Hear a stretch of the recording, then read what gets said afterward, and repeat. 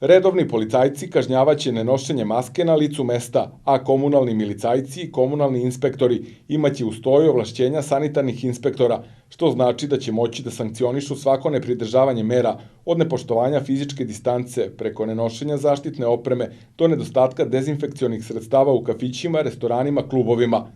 Te odredbe nalazit će se u izmenama Zakona o zaštiti stanovništva od zaraznih bolesti, koju je pripremilo Ministarstvo zdravlja kao prvi zadatak nove vlade čim se formira, prenosi Blic. Kako se navodi, tako će se obezbediti rigorozno sprovođenje odluka kriznog štaba, što je nakon poslednje sednice zahtevao i njegov član Srđa Janković. Poštovanje mera trenutno mogu da sprovode jedino republički sanitarni inspektori, kojih je toliko malo da je recimo u Beogradu u poslednja 2,5 meseca radilo svega njih 4.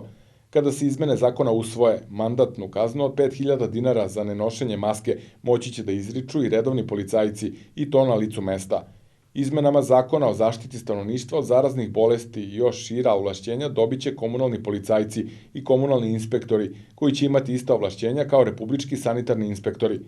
Do sada komunalni policajci i komunalni inspektori mogli su da pišu kazne samo zbog nepoštovanja radnog vremena i to na osnovu Zakona o ugostiteljstvu, a sada će moći da kažnjavaju pravna lica i zbog kršenja protivepidemioloških mera, odnosno moći će da zatvaraju kafiće, restorane, klubove.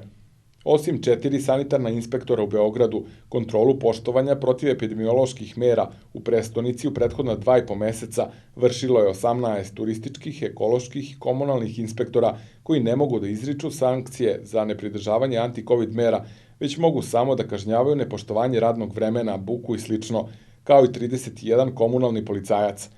Ako se ima u vidu da samo u Beogradu ima na hiljade ugostiteljskih objekata, onda je jasno da taj broj kontrolora ne može da ima većeg uticaja na poštovanje mera.